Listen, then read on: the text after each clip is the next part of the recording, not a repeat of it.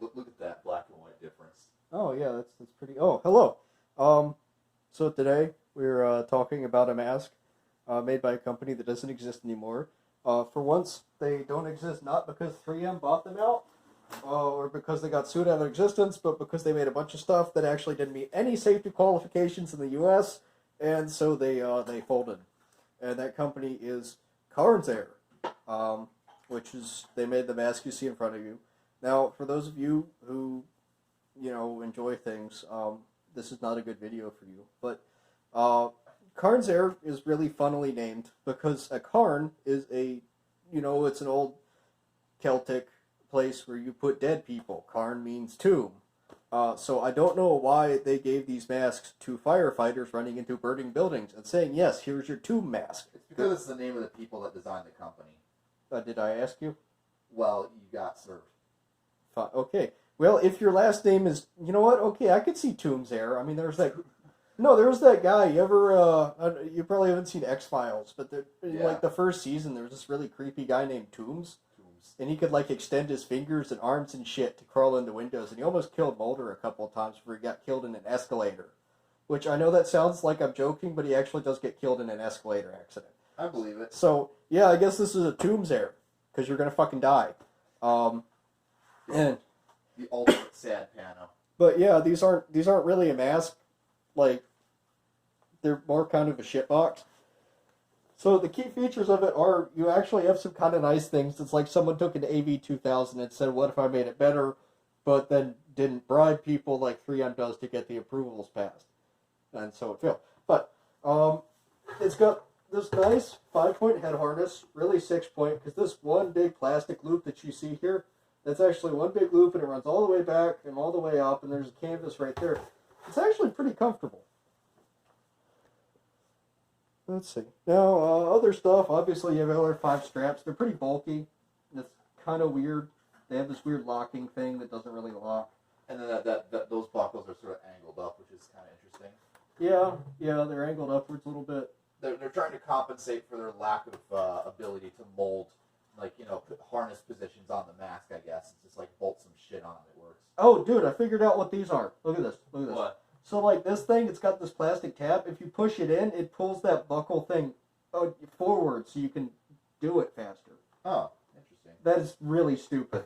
Now, it does have a design patent on here. We checked that earlier. It's a design patent for the face piece. There's like literally nothing in the description. It's it's a design patent. It's the same one for the Acme where it's just like, yeah, we made a mask with teardrop-shaped lenses. If you make another one, we'll sue you.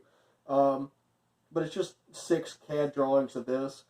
The outside is pretty simple. You got your inlet, got your outlet. I don't know what interfaces with this. I assume there's a hose or something. Now there's nothing. The scary thing to me and Duke is that right here, it looks like you're supposed to be able to stick something on and click it on, like a VPU. And in fact, 3M has actually cited the ToombsAir patent for masks with VPU adapters. So they were intending to use that thing with VPUs. It just never came to fruition. And thank God for that. Can you imagine a ToombsAir with a VPU? That'd be like the worst thing ever. It really would. Let's see what else. For some reason, the mask has like, whoa, that doesn't work. Let me see. Yeah, my face form is fucky. No, it's not your face form. It's me fucking around with the camera. So you can't really see it, but there's like 5 date roundels on the inside of the face piece here. Let me see if I can get to that.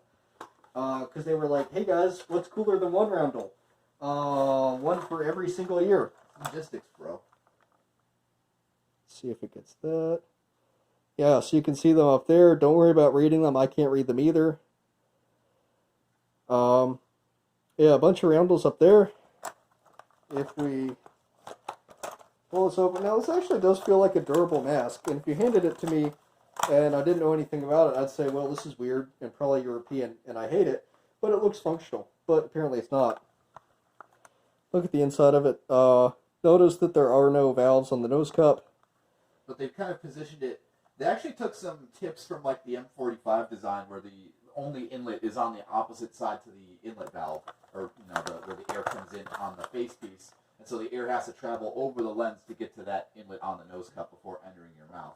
And when you exhale, it goes back out that because with the M45, you already had the outlet valve in the nose cup. That's where it would go out. But with the ToombsAir, the outlet is the same hole where the air goes in. It's just already on the side with where the outlet is on the mask, so it makes sense that way. Yeah, I mean, really, it's set up well, and I don't know the specifics of why it failed the quality tests with Neosh or Ocean. If an SGE can fail, I can see why that thing failed.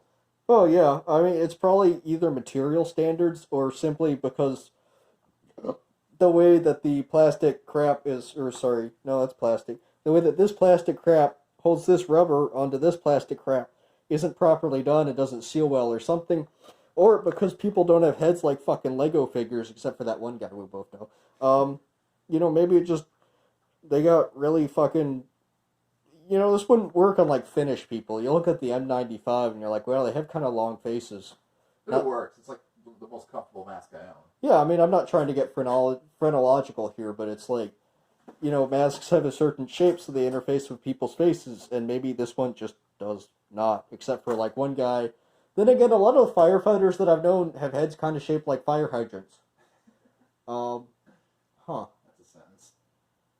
I have known a couple where they're like really, I mean, they're good guys and they're strong, which is what you want for a firefighter, but they're also like 5 feet tall and built like a fucking fire hydrant. And then you piss them off and they got all red, and it's like, yep, that's a firefighter. Love you guys, though. My house hasn't burned down because I'm not stupid, but if it ever does, I know who I'm going to call. Fire hydrant. Yeah, fire hydrants. So yeah, that's basically it. I know if you guys have been watching my last couple videos, I've been showing off some really neat stuff. And I'm sure you're like, wow, that's really neat stuff. I hope he makes a video on it. And, yeah. You're probably going to have to check out